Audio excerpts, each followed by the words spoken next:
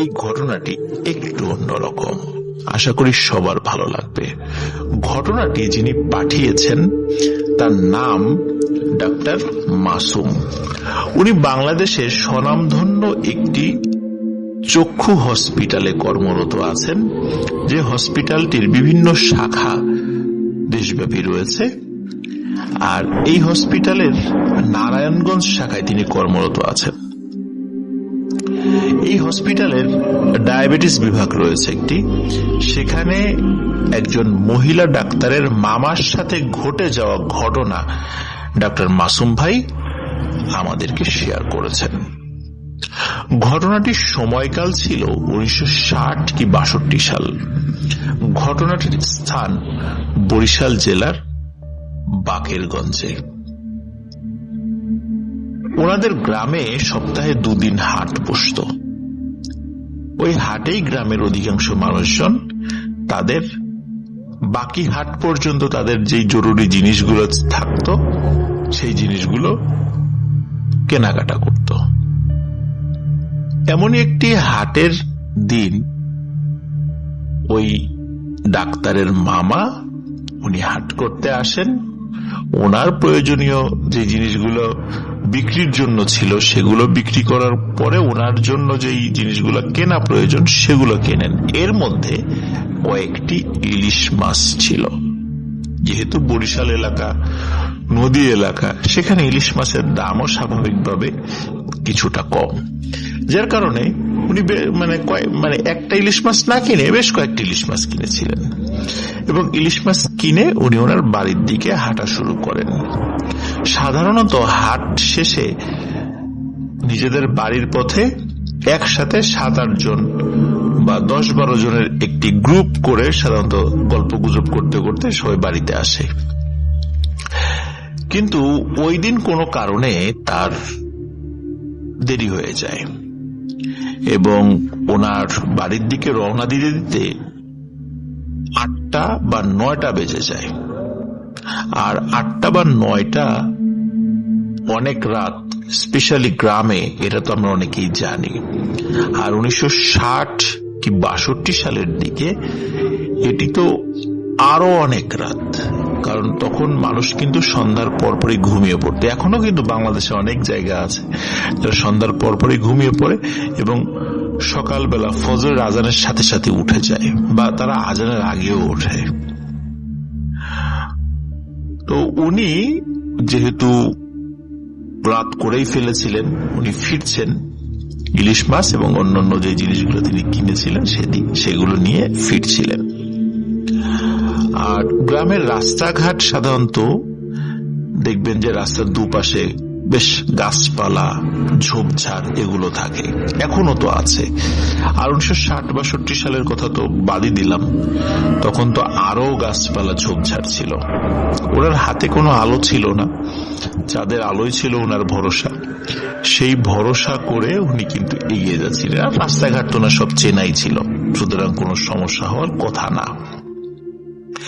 এখানে একটি বিষয়, সেটি হচ্ছে যে মেইন রাস্তা যেটি বাজার থেকে চলে এসেছে সেদিক দিয়ে দীর্ঘ পথ হাঁটার পর একটি জায়গায় এসে রাস্তাটি দুটো দিক চলে গেছে, একটি গ্রামের দিকে, আরেকটি সোজা গিয়ে একটি পরিত্যক্ত খাল বা পুকুর এখানে গিয়ে শেষ হয়েছে। খাল বা পুকুরের আগে একটি পরিত্যক্ত কুয়াও রয়েছে। এই পথে দিনের বেলা মানুষজন হাঁটাহাঁটি করলেও সন্ধ্যার পরে এই পথে কেউ যায় না, কারণ ওইদিকে কোনো মানুষের ওই সময় ঘর বাড়ি ছিল না। কিন্তু এখন তো অনেক কিছু পরিবর্তন হয়েছে। উনি যখন রাতের বেলা একা একা ওই রাস্তা দিয়ে ফিরছিলেন এবং ওই রাস্তার মোড়ে এসে, যেখান থেকে রাস্তা দুই দিকে চলে গেছে, ওখান থেকে যে উনি কোন দিকে যাবেন সেটা তো উনি জানতেন যে ওনার বাড়ির রাস্তা কোন দিকে।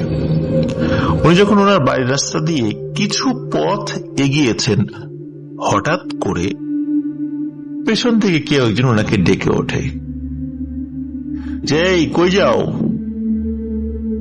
তোমার বাড়ির পথ তো ওইদিকে না, তোমার বাড়ির পথ তো উল্টো রাস্তায়। তখন উনি বেশ চমকে ওঠেন যে কি ব্যাপার, কে ডাকে পেছন থেকে। পেছন দিকে তাকিয়ে দেখেন ওনাদের গ্রামেরই একজন খুব পরিচিত ব্যক্তি, মুরব্বী মানুষ। তখন উনি বলছেন যে কেন, এটাই তো মনে হয় গ্রামের রাস্তা। তখন ওই মুরব্বী বলে না না, এটা গ্রামের রাস্তা না, এটা ওই যে সেই খালপাড়ে যাওয়ার রাস্তা। তখন উনি চিন্তা করেন যে কি ব্যাপার, আমি কি তাহলে ভুল রাস্তায় আসলাম রাতের বেলা, যেহেতু আলো টালো নেই। উনি চিন্তা করেন যে হতেও পারে যে আমি ভুল রাস্তায় চলে এসেছি। উনি দ্বিধাগ্রস্ত হয়ে পড়েন, যেহেতু পেছন থেকে একজন মানুষ বলছেন। এই চিন্তা করে উনি ওনার বাড়ির পথ ছেড়ে দিয়ে উনি সেই রাতের বেলা ওই পথটি ধরেন, যেই পথে কোনো জনবসতি নেই এবং একটি খাল বা পুকুরের কাছে গিয়ে ওই রাস্তাটি শেষ হয়ে গেছে এবং সন্ধ্যার পরে ওই রাস্তাতে কেউ হাঁটে না।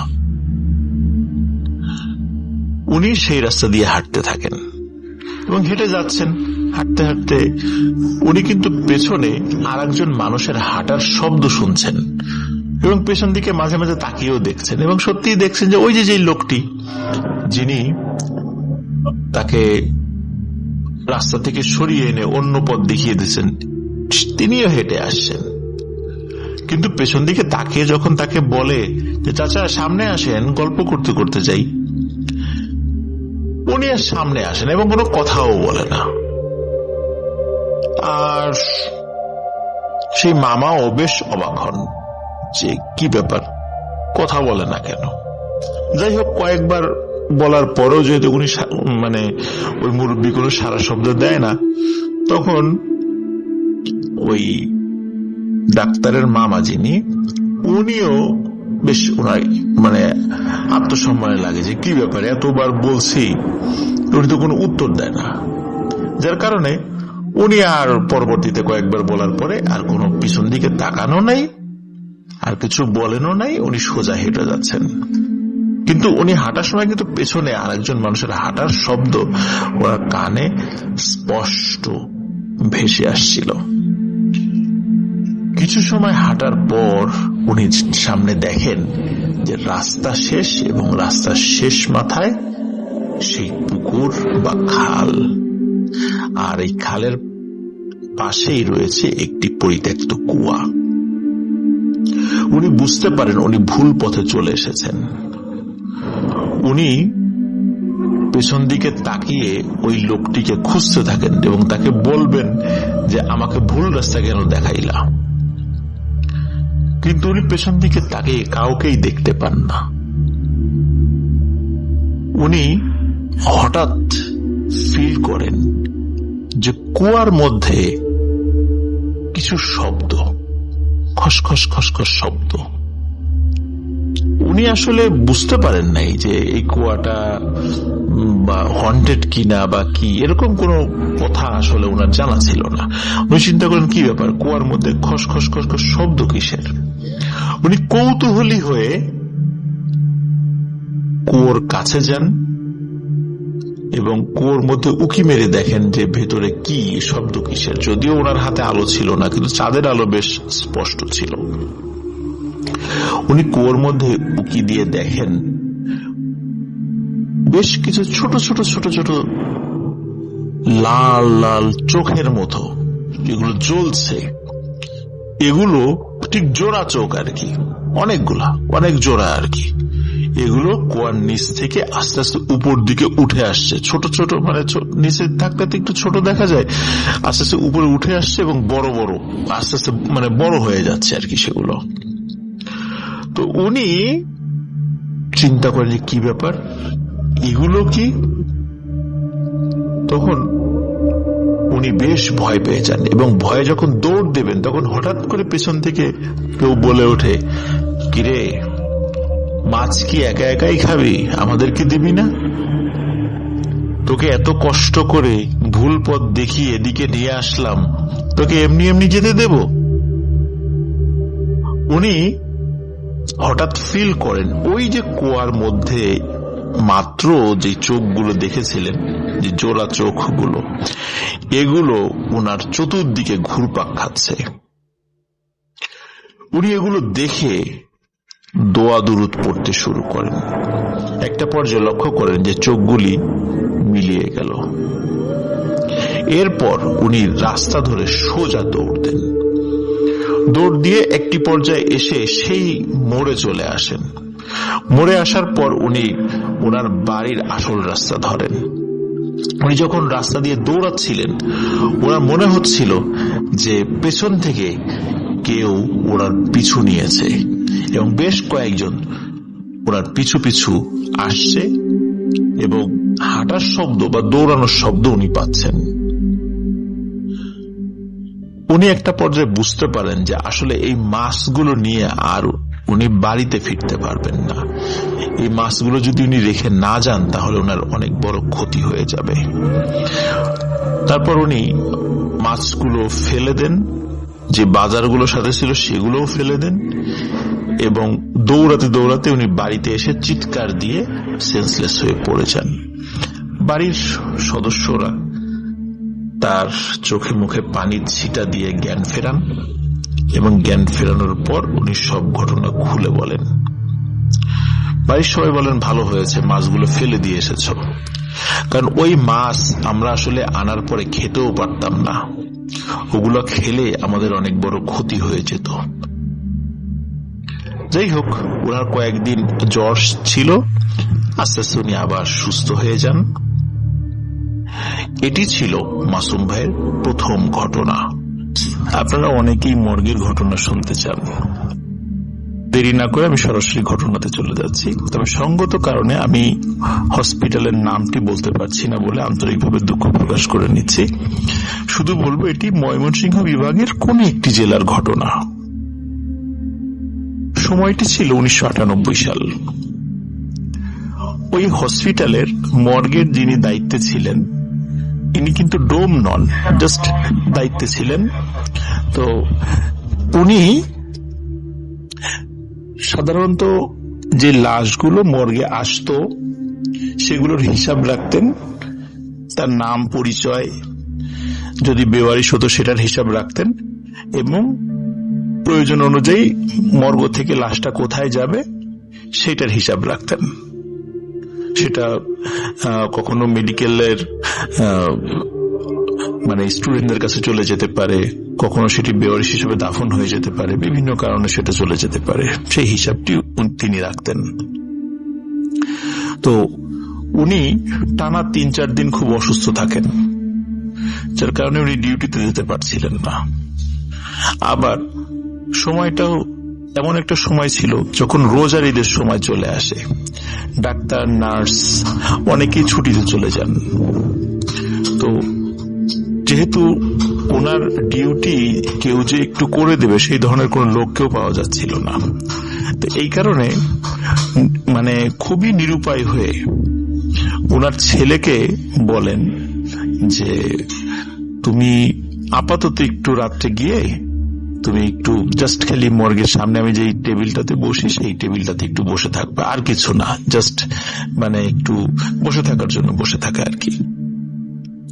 তো যিনি বেসিক্যালি মর্গের দায়িত্বে ছিলেন ওনার নাম ছিল নারায়ণ পারই এবং ওনার ছেলের নাম ছিল নিতাই পারই। তো নারায়ণ পারই দীর্ঘদিন মর্গের দায়িত্ব থাকার যেহেতু দায়িত্ব ছিলেন, কিন্তু মজার বিষয় হলো মর্গে অনেক সময় অনেক ঘটনা ঘটে, কিন্তু নারায়ণ পারইয়ের সাথে কোনো ধরনের কোনো ঘটনাই ঘটেনি এবং উনি কোনো তেমন কিছু শুনতেনও না। যার কারণে উনি যখন ওনার পরিবারের সাথে শেয়ার করতেন যে এতদিন মর্গে আমি দায়িত্ব পালন করছি, কিন্তু অনেকের সাথে অনেক জিনিস ঘটে, কিন্তু আমার সাথে এখন পর্যন্ত কোনো ঘটনা ঘটেনি। যার ফলে ওনার ছেলে নিতাই পারই উনিও চিন্তা করেছেন যে এটার কি ব্যাপার, আমার বাবার সাথে তো কখনোই কোনো জিনিস ঘটেনি। তো স্বাভাবিকভাবে এটা জাস্ট একটা মনের ভুল, মানুষ একটু হয়তো মনে ভয় পায়, মনে মনে একটু ভয় পায়, যার কারণে ওই ভয়ের জিনিসটাই সে হয়তো সামনে দেখে। তো নিতাই পারই ওই চিন্তাই করেন। নিতাই পারই সে কলেজে লেখাপড়া করত, ফার্স্ট ইয়ার স্টুডেন্ট ছিল। তবে ফার্স্ট ইয়ার স্টুডেন্ট থাকলেও সে বেশ উঁচু লম্বা এবং বেশ সাহসী একজন ছেলে ছিল আর কি। তো যেহেতু হসপিটালে তেমন কেউ ছিল না, আর মর্গের সাইডটা নিয়ে আসলে মানুষের অত মাথাও কেউ ঘামায় না, যে কে ডিউটিতে আসলো কে না আসলো অতটা মাথাও ঘামায় না, যার কারণে সে বাবা যেহেতু অসুস্থ ছিল সে রাজি হয় সেখানে, মানে এক রাতের জন্যই তো যাওয়া। সময়টা ছিল ঠিক রোজার ঈদের পরের দিন, যখন মোটামুটি খুব শুনশান নীরবতা, হসপিটালের রোগীর সংখ্যাও কম, ডাক্তার নার্সের সংখ্যাও কম ছিল। তো ওই রাত্রে নিতাই পারুই সে তার বাবা যেই টেবিলে বসে সেই টেবিলে বসে জাস্ট একটু বসে থাকার জন্য বসে থাকে আর কি, সে বসেছিল। তো সন্ধ্যার দিকে কিন্তু একটি লাশ আসে। লাশটি দুর্ঘটনায় মৃত্যুবরণ করেছে বলে তাদেরকে বলা হয়, এবং ওই লেজার বুকে সেটা এন্ট্রিও করা হয় যে একটি দুর্ঘটনা। তো না, মানে নিতাই পারুই যখন ডিউটিতে গিয়েছে সে কিন্তু তখন কোনো লাশ ঢুকতে দেখেনি, মানে সে যাওয়ার আগেই লাশটা আসলে এন্ট্রি হয়েছে। তো সে ওই লাশের চেহারা টেহারা দেখেনি, দরজা বাইরে থেকে লক করা ছিল এবং সে দরজা থেকে আরো বেশ দূরে সে বসেছিল। রাত যখন 1টা বা 1:30টার দিকে, তখন হঠাৎ নিতাই পারুই মর্গের মধ্যে তপাস করে একটা শব্দ শুনে। মনে হচ্ছে উঁচু থেকে কোনো জিনিস, উঁচু থেকে ভারী কোনো জিনিস তপাস করে মাটিতে পড়েছে বা ফ্লোরে পড়েছে। তখন নিতাই পারুই চিন্তা করে কি ব্যাপার, মর্গের ভিতরে হঠাৎ এমন শব্দ হলো কেন। যেহেতু সে একটু সাহসী ছিল আর ওই মর্গের দরজার চাবিটাও তার কাছে ছিল, তখন সে চিন্তা করে ঠিক আছে আমি যে একটু দেখে আসি যে শব্দটা কেন হলো। নিতাই পারুই আস্তে আস্তে আস্তে আস্তে দরজার কাছে যায়। খুলবে কি খুলবে না সে একটু দ্বিধাগ্রস্ত হতে থাকে যে খুলবো কি খুলবো না। তারপরে মনে হলো না খুলি। তখন সে দরজাটা খুলে মর্গের লাইটটা জ্বালায়। মর্গে বেসিক্যালি ওই সময় তেমন কোন লাশ ছিল না, 1-2টা লাশ ছিল। তো নিতাই পারুই সে দেখলো লাইটটা জ্বালানোর সাথে সাথে যে একটি লাশ নিচে পড়ে আছে এবং স্ট্রেচার, যে পাশে যে থাকা যে স্ট্রেচার সেই স্ট্রেচারটি ফাঁকা। আসলে নিতাই পারুই বুঝতে পারছিল না, কারণ হচ্ছে সে যখন ডিউটিতে এসেছে বাবার স্থলাভিষিক্ত হয়ে, তখন তো সে কোনো লাশকে ঢুকতে দেখেনি। সে শুনেছে যে সে আসার আগে একটা লাশ ঢুকেছে, সেটা কি মাটিতেই রাখা নাকি স্ট্রেচারে রাখা এই বিষয়ে তো তাকে কিছু বলা হয়নি। তখন নিতাই পারুই চিন্তা করে কি ব্যাপার, লাশ তো আসলে স্ট্রেচারে থাকার কথা, মাটিতে কেন।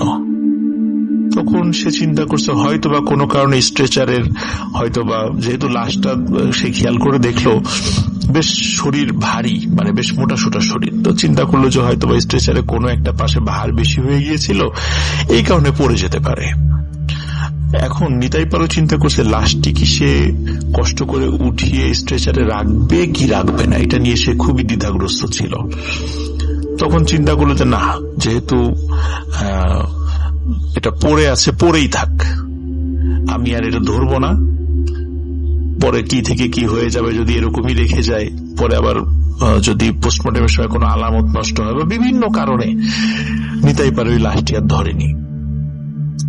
সে আবার দরজাটি তালা বন্ধ করে চলে যায়, বাইরে চলে আসে এবং বসে আছে। তো তখন সে তার একটু ঘুম ঘুম ভাব চলে আসে। হঠাৎ করে নিতাই পারুইয়ের মনে হচ্ছিল মর্গের মধ্যে কোনো একজন মানুষ হাঁটাহাঁটি করছে। মনে করুন যে যদি কেউ ইচ্ছাকৃতভাবে ভেজা পায়ে ফ্লোরে, মনে করুন যে ফ্লোরে পানি আছে, তো ওই পানিওয়ালা ফ্লোরে কেউ যদি থপাস থপাস করে পা ফেলে কেমন শব্দ হতে পারে, তো মনে হচ্ছে ওরকম শব্দ করে কেউ পুরো ফ্লোর ভরে বা ওই মর্গের মধ্যে হেঁটে বেড়াচ্ছে। তো নিতাই পারুইয়ের যে বাবা নারায়ণ পারুই, উনি কিন্তু আগে থেকেই নিতাই পারুইকে বলেছিলেন যে মর্গের পাশে একটা বড় গাছ রয়েছে, তো হসপিটালে অনেকগুলো বড় বড় বিড়াল আছে, মাঝে মাঝে বিড়ালগুলো কি করে গাছের ডাল দিয়ে ওই মর্গের যে ভেন্টিলেটর, ওই ভেন্টিলেটর দিয়ে মর্গের ভিতরে ঢুকে পড়ে, ঢুকে অনেক সময় অনেক কিছু তছনছ করে।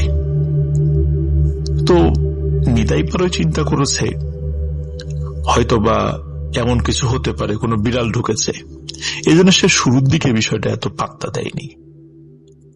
কিন্তু কিছুক্ষণ পর মনে হচ্ছিল যে বিড়াল হাঁটলে তো এরকম শব্দ হওয়ার কথা না, এত জোরে শব্দ হওয়ার কথা না, আসলে এই শব্দটা কিসের? তখন নিতাই পাড়ায় একটু সন্দেহ জাগে। সে আস্তে আস্তে আবার মর্গের দরজার কাছে যায়। কাছে গিয়ে সে দরজাটি খোলে। খোলার পরে মর্গের ভিতরে লাইট জ্বালায়। তো লাইট জ্বালিয়ে সে দেখে যে লাশটি ওখানেই পড়ে আছে, সে ঘন্টাখানেক আগে যেখানে দেখে গিয়েছিল, স্ট্রেচারের নিচে। তো শব্দটা কি হচ্ছিল? তো চিন্তা করলো যে বিড়াল যদি ঢুকে থাকে তাহলে আমি একটু খুঁজে দেখি কোথায়, এবং ওকে বের করে দেই মর্গের বাইরে। তখন সে কি করে, আরো কয়েকটা লাইট জ্বালিয়ে বিড়ালটাকে খুঁজতে থাকে, এবং খুঁজতে খুঁজতে হঠাৎ করে সে সত্যি সত্যি বিড়ালটাকে আবিষ্কার করে। দেখে বড় একটি বিড়াল, কিন্তু সেটি জীবিত না, মৃত। এবং মনে হচ্ছে কে যেন টান দিয়ে বিড়ালের মাথাটা ছিঁড়ে ফেলেছে। বিড়ালের বডি এক জায়গায়, মাথা আর এক জায়গায়, এবং রক্তে ফ্লোরের একটা পাশ ভেসে গিয়েছে। তখন মনে হলো খুব বেশিক্ষণ আগে বিড়ালটি মারা যায়নি, তো কে মারল? তখন নিতাই পাড়ায় আসলেই ভয় পেয়ে যায় যে আসলে এখানে কি হচ্ছে, কে মারলো বিড়ালটাকে। তখন নিতাই পাড়ায় চিন্তা করে, আর এক মুহূর্তও নয় এখানে, আমি দ্রুত এখান থেকে বের হয়ে যাব। এই চিন্তা করে নিতাই পাড়ায় যখনই পেছন ঘুরেছে, হঠাৎ করে দেখে যে লাশটি নিচে পড়েছিল সেই লাশটি দাঁড়িয়ে আছে। এই দৃশ্য দেখে নিতাই পাড়ায় প্রচন্ড শব্দে একটি চিৎকার দিয়ে দরজার দিকে যেতে থাকে, কিন্তু দরজা পর্যন্ত যাওয়ার আগেই নিতাই পাড়ায় সেন্সলেস হয়ে পড়ে যায়। পরের দিন সকালবেলা যখন হসপিটালে অন্যান্য লোকজন আসে, দেখে মর্গের দরজা খোলা এবং ভিতরে নিতাই পাড়ায় পড়ে আছে। সবাই নিতাই পাড়ায় জ্ঞান ফিরানো হয়, সবাই চেষ্টা করে নিতাই পাড়ায় জ্ঞানটি ফেরানোর জন্য। নিতাই পাড়ায় জ্ঞান ফেরে। জ্ঞান ফেরার পরে নিতাই পাড়ায় সব ঘটনা খুলে বলে। তো অদ্ভুত ব্যাপার যে নিতাই পাড়ায় বর্ণনা অনুযায়ী লাশটি স্ট্রেচার থেকে নিচে পড়েছিল, কিন্তু আসলে সবাই এসে দেখে লাশটি কিন্তু স্ট্রেচারের উপরেই ছিল, লাশটি আর নিচে ছিল না। এবং একটি বিষয় সবাই আবিষ্কার করে, ওই বিড়ালটির মাথা সত্যি সত্যি ছেঁড়া ছিল, এবং বিড়ালের ডেড বডিটা পাওয়া যায় ওখানে।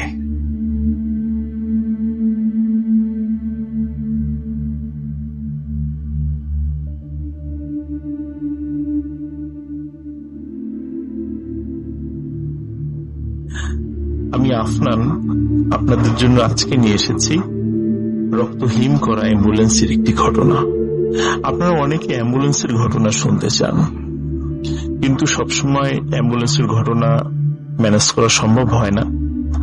তো আপনাদের জন্য এবার অনেক কষ্ট করে একটি গল্প পেয়েছি, আশা করি আপনাদের সবার ভালো লাগবে।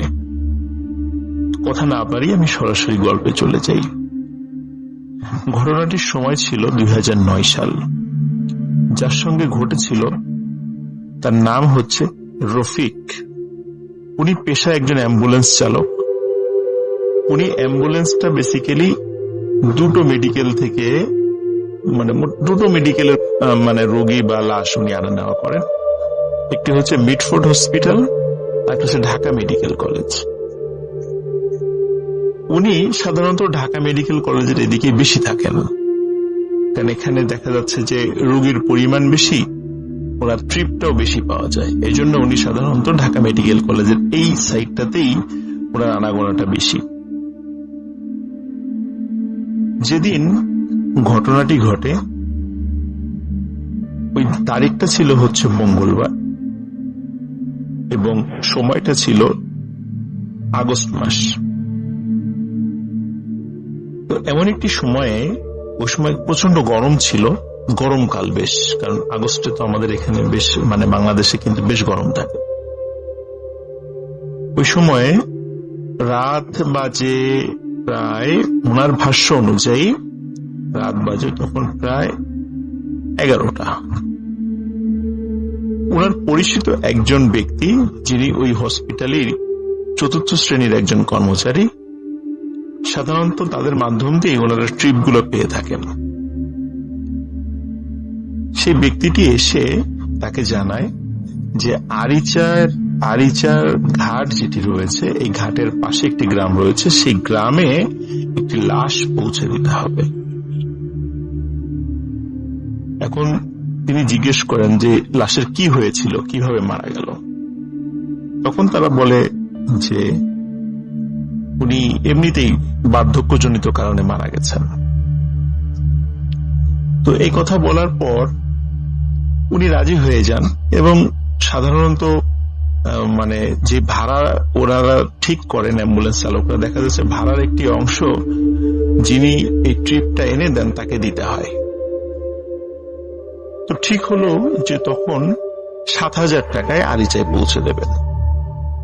ওই সময় কিন্তু 7,000 টাকা অনেক, মানে আরিচা অনুযায়ী, যেহেতু নদী পার হতে হচ্ছে না, ফেরির খরচটা লাগছে না, সেই অনুযায়ী 7,000 টাকা কিন্তু ওনার জন্য বেশ ভালো অ্যামাউন্টের একটি টাকা।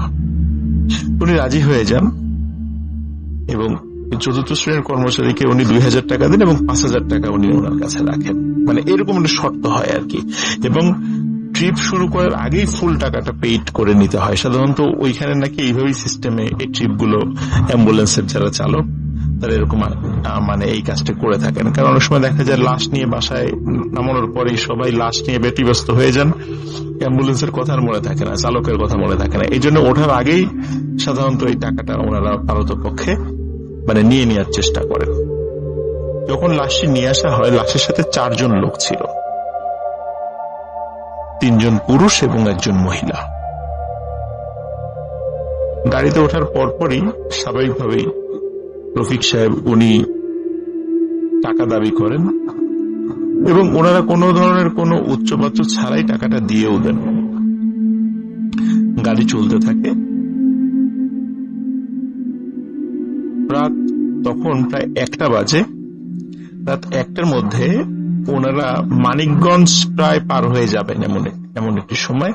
তো হঠাৎ করে উথুলি নামক একটি জায়গা রয়েছে, এই উথুলি জায়গা থেকে সামান্য একটু পার হলেই হাতের বাম দিক দিয়ে পাটুরিয়া ঘাটের দিকে রাস্তা চলে গিয়েছে এবং সোজা রাস্তাটা চলে গেছে হচ্ছে আরিচা ঘাটের দিকে। এখন যেহেতু আরিচা ঘাট দিয়ে ওইভাবে ফেরি পার হয় না, এখন পাটুরিয়া ঘাট দিয়েই হয়, এই জন্য আরিচা ঘাটগামী ওই রাস্তাতে সাধারণত যানবাহন খুব কম চলাচল করে। দিনের বেলাতেও কম চলাচল করে, রাতের বেলাতে কোনো কথাই নেই। যখন উথুলি নামক ওই জায়গাটাতে উনি আসছেন গাড়ি নিয়ে, হঠাৎ করে গাড়িতে একটি ঝাঁকুনি দেয়। সাধারণত ব্রেক করা ছাড়া যদি কোনো একটি গাড়ি স্পিড ব্রেকার পার হয়, ঠিক যেভাবে ঝাঁকি লাগে অমন একটি ঝাঁকি লাগে, একটি ঝাঁকি অনুভূত হয় গাড়িতে।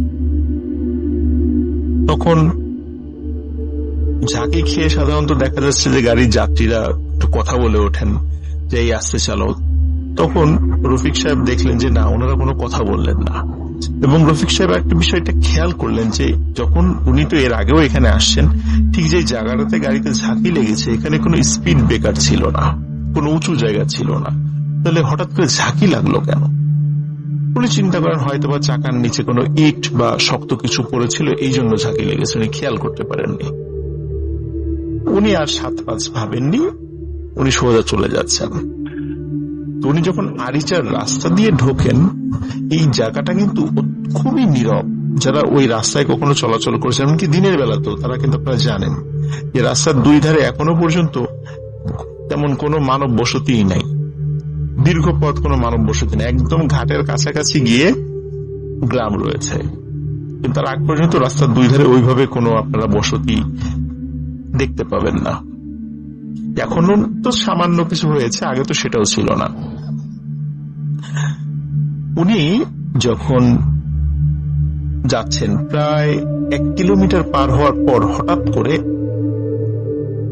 একজন পুরুষ যাত্রী, যিনি ওই লাশের সাথে ছিলেন, তার আত্মীয়, উনি বললেন যে এই ড্রাইভার গাড়ি থামাও।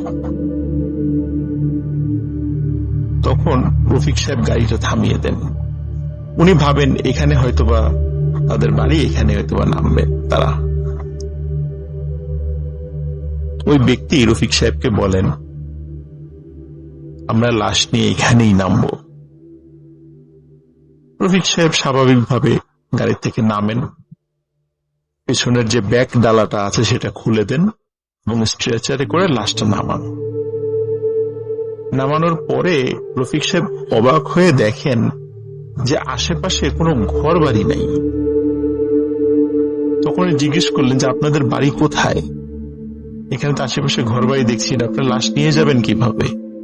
আপনাদের কোনো আত্মীয় স্বজন তো এখানে দেখছি না। তখন ওনাদের মধ্যে একজন বলেন যে সে চিন্তা তোমাকে করতে হবে না, সেটা আমরা দেখব, তুমি চলে যাও। যেহেতু উনি আগের থেকেই টাকা পেয়ে গিয়েছিলেন, সুতরাং তার কোনো উচ্চবাচ্য ছিল না, এই জন্য উনি ওইখানে গাড়ি ঘুরিয়ে আবার ঢাকার উদ্দেশ্যে রওনা করেন। উনি যখন রওনা করছিলেন, রওনা করতে করতে ঠিক উথুলি যে স্ট্যান্ডটা, বাস স্ট্যান্ড যেটা আছে, সেখানে আসার পরে দেখলেন যে 4 জন লোক হাত ইশারা করে তাকে থামতে বলছে। উনি অবাক হয়ে দেখলেন যে এই 4 জন লোক তো সেই 4 জন লোক যাদেরকে উনি এই মাত্রই নামিয়ে দিয়ে এসেছেন, এবং তাদের সাথে একটি লাশও রয়েছে। উনি খুব অবাক হন। উনি গাড়ি থামান, উনি জিজ্ঞেস করেন, কি ব্যাপার আপনারা এখানে? আপনাদেরকে না একটু আগেই নামিয়ে দিয়ে আসলাম। তখন ওনারা বলেন, কি বলছেন আপনি? আপনি তো উথুলিতে আমাদেরকে নামিয়ে দিলেন,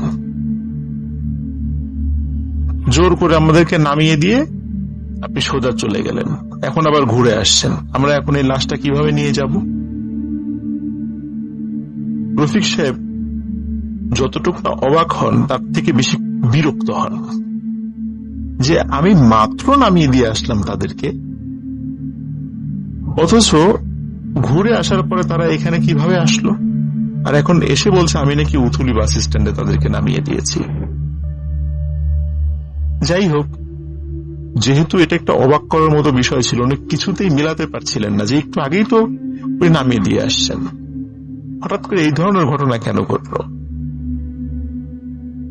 তো উনি 7-5 না ভেবে বলেন যে আচ্ছা ঠিক আছে, ওঠেন, গাড়িতে ওঠেন, আমি আবার আপনাদেরকে নামিয়ে দিয়ে আসছি। তখন উনি আবার ওই লাশ সহ ওই যাত্রীদেরকে গাড়িতে তোলেন, তুলে আবার গাড়ি চলা শুরু করে। চলতে চলতে চলতে চলতে হঠাৎ একটি জায়গায় উনি চলে আসেন, সেই জায়গাটি যেই জায়গাটিতে একটু আগেই 4 জন ব্যক্তি সমেত লাশ নামিয়ে দিয়েছিলেন, এবং উনি দেখছেন যে এই 4 জন ব্যক্তি হাত ইশারা করে তাকে থামতে বলছে। উনি এবার ভয় পেয়ে যান যে কি ব্যাপার, তাহলে আমার গাড়িতে কে বসা? পিছন দিকে তাকিয়ে দেখেন গাড়িতে কেউ নেই। উনি প্রচন্ড ভয় পান, তারপরও গাড়ি থামান, যেহেতু এই জায়গাটাতেই উনি নামিয়ে দিয়ে গেছিলেন তাদেরকে। উনি জিজ্ঞেস করেন কি ব্যাপার, কি হয়েছে? তখন ওদের মধ্যে থেকে একজন বলেন যে আপনি আমাদেরকে এখানে নামিয়ে দিয়ে চলে গেলেন কেন? আমরা কি এখানে নামবো? এখানে নিয়ে আমরা লাশ নিয়ে কোথায় যাব? আমরা তো আরিচার পাশে যে গ্রামটি রয়েছে সেখানে যাব। রফিক সাহেব এবারও অবাক হন এবং বিরক্তও হন।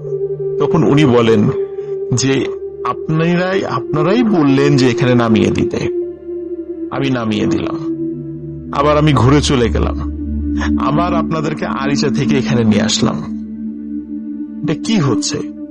তখন তারা বলে কি ব্যাপার, আপনি আরিচায় আমাদেরকে পাবেন কোথায়? আমরা তো এখানে দাঁড়িয়ে আছি, আপনি তো আমাদেরকে জোর করে এখানে নামিয়ে দিয়ে গেলেন। তখন উনি বলেন আমি আপনাদেরকে জোর করে কিভাবে নামাবো? লাশ সহকে কেউ জোর করে কাউকে নামায়? এইভাবে ওনাদের সাথে তর্কাতর্কি হয়। যাই হোক, এক পর্যায়ে রফিক সাহেব বলেন আচ্ছা ঠিক আছে ওঠেন, আপনারা কোথায় যাবেন আমি নামিয়ে দিচ্ছি। কিন্তু ওনার মনের মধ্যে কিছুতেই যে খচখচানি হচ্ছিল সেটা যাচ্ছিল না, যে এখানে আমি প্রথমে নামালাম, আবার চলে যাওয়ার পর পুতুলি বাস স্ট্যান্ডে তাদের সাথে দেখা। তারা বলল তারা নাকি পুতুলি বাস স্ট্যান্ডে তাদেরকে নাকি আমি নামিয়ে দিয়েছি। আবার তাদেরকে উঠিয়ে আনার পর এখানে আবার তাদেরকে দেখছি, অথচ গাড়ির মধ্যে থেকে তাদের কাউকে দেখছি না। তাহলে তারা কোথায় গেল বা কি হচ্ছে আমার সাথে? উনি মনে মনে খুব ভয় পাচ্ছিলেন, কিন্তু যেহেতু উনি প্রায় ৪৫ বছর বয়স ওনার ছিল রফিক সাহেবের, এবং মোটামুটি ২০-২২ বছর থেকেই উনি এই অ্যাম্বুলেন্স চালান। অনেক ঘটনা, ছোটখাটো ঘটনা এই অ্যাম্বুলেন্স চালাতে গিয়ে রাস্তাঘাটে ওনার সাথে ঘটেছে, একদম টুকিটাকি সেই জিনিসগুলো, কিন্তু এই ধরনের অদ্ভুত বিষয় ওনার সাথে কিন্তু কখনো ঘটেনি। উনি গাড়ি চালাচ্ছিলেন, প্রায় ১.৫ কিলোমিটার যাওয়ার পর হঠাৎ একজন বলেন যে একটু গাড়িটা থামান। তখন রফিক সাহেব বলেন যে এখানেই কি আপনারা নামবেন? বলে না, এখানে নামবো না, আমাদের একটি কাজ আছে। এই কথা বলে একজন নামেন, অন্যরা গাড়িতে থাকেন। এখন রফিক সাহেবের ওনার একটু প্রাকৃতিক ডাকে সাড়া দেওয়ার প্রয়োজন ছিল, তো উনি মাত্র কয়েক মিনিটের সময় নিয়ে উনি আবার গাড়ির কাছে ফিরে আসেন। কিন্তু অদ্ভুত ব্যাপার, গাড়িতে একজন মানুষও নাই, একজন মানুষও নাই। কোথায় গেল তারা? কিন্তু গাড়ির মধ্যে লাশ কিন্তু রয়েছে।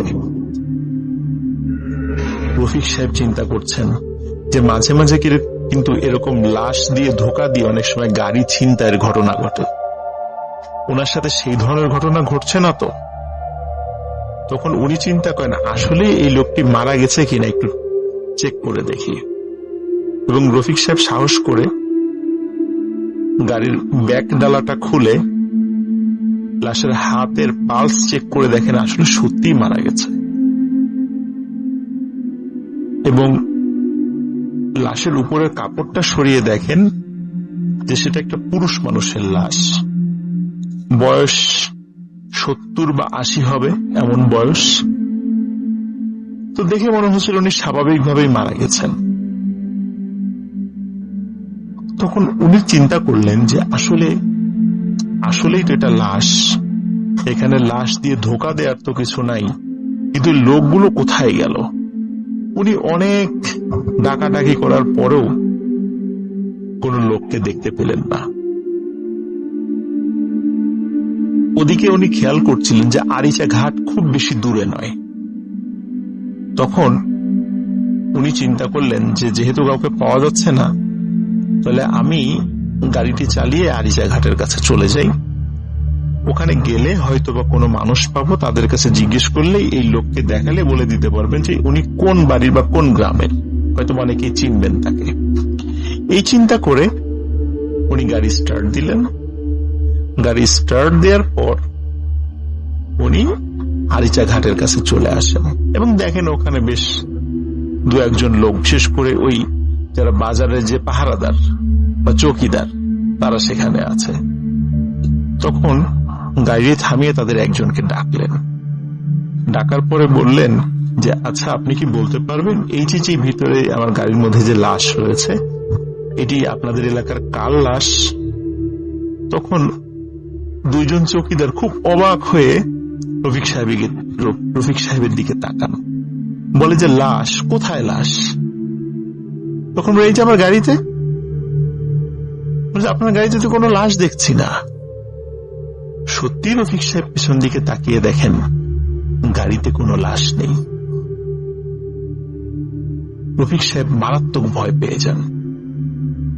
ভয় পাওয়ার পরে ওই চৌকিদারকে সবকিছু খুলে বলেন যে এই ঘটনা ওনার সঙ্গে ঘটেছে। তখন চৌকিদার বলেন যে আমরা তো এই গ্রামের খুবই পুরাতন বাসিন্দা, এখানে এমন কোন লোক মারা গিয়েছে বলে তো আমরা জানি না। কথা শুনে রফিক সাহেব চিন্তা করেন হয়তোবা ওনারা জানেন না, এটা হতেই পারে, কিন্তু এই যে যে ঘটনাগুলো ঘটছিল এগুলো আসলে কেন ওনার সাথে ঘটছিল উনি কিছুতেই বুঝতে পারছিলেন না, কোনো হিসাব মিলাতে পারছিলেন না। উনি ওই দিন আর গাড়ি নিয়ে ঢাকায় যেতে পারেননি। উনি মানসিকভাবে খুব বিপর্যস্ত হয়ে পড়েন এবং ওনার ওই বিপর্যস্ততা দেখে আরিচাঘাটের দুইজন চৌকিদার তারা তাকে গাড়িটা পার্কিং করার ব্যবস্থা করে এবং রেস্ট নেওয়ার জন্য তাদের যে বিশ্রামের যে জায়গাটা আছে সেটা ছেড়ে দেয়, বলে যে আপনি এখানে বিশ্রাম করেন। এবং বিশ্রাম করার পর সকালবেলা যখন উনি ওঠেন রফিক সাহেব, তখন আশেপাশে অনেক লোক আসে, সবাই কৌতূহল হয়ে তাকে প্রশ্ন করতে থাকেন যে আসলে কি ঘটনা ঘটেছিল। উনি আবারও সেটা খুলে বলেন। তখন একজন লোক বলেন যে হ্যাঁ, আমাদের পাশের গ্রামে একজন মুরব্বী মারা গিয়েছে, কিন্তু সে যতটুকু জানে যে রাত প্রায় 3টার দিকে তার জানাজা হয়েছে এবং জানাজা করার পর তাকে কবরস্থও করা হয়েছে এবং তাকে নাকি একটি মাইক্রোবাসে করেই নিয়ে আসা হয়েছিল। উনি খুব অবাক হন যে আসলে আমি তাহলে কার লাশ নিয়ে আসলাম। তখন উনি বলেন যে আসলে এই লাশের বাড়িটি কোথায় আমাকে দেখাতে পারবেন? তখন একজন লোক ওই বাড়িতে নিয়ে যায় তাকে। বাড়িতে নিয়ে যাওয়ার পর উনি লক্ষ্য করেন যে চারজন লোককে উনি নিয়ে এসেছিলেন, সেই চারজন লোক ওই বাড়িরই আত্মীয় স্বজন, কিন্তু এই চারজন লোক ওই ড্রাইভারকে চিনতে পারছে না কিছুতেই। তখন ড্রাইভার বললেন রফিক সাহেব যে আমি তো আপনাদেরকে কালকেই নিয়ে আসলাম, লাশের সাথে নিয়ে আসলাম, এই ঘটনা ঘটলো। তখন ওরা বললেন না তো, আমরা তো আপনার গাড়িতে আসিনি, আপনার মাইক্রোবাসের কালার হচ্ছে কালো, আর আমরা যেই মাইক্রোবাসে এসেছিলাম সেটার রং সাদা, আমরা তো আপনার গাড়িতে আসিনি। তখন রফিক সাহেব চিন্তা করলেন যে তাহলে এই যে ওনাদের কাছ থেকে যে টাকাটা পেয়েছিল সে টাকাটা তখন ওনার পকেটে। তখন যে আপনারাই তো আমাকে টাকা দিয়েছেন। বলে না তো, আমরা তো কোনো টাকা দেইনি আপনাকে।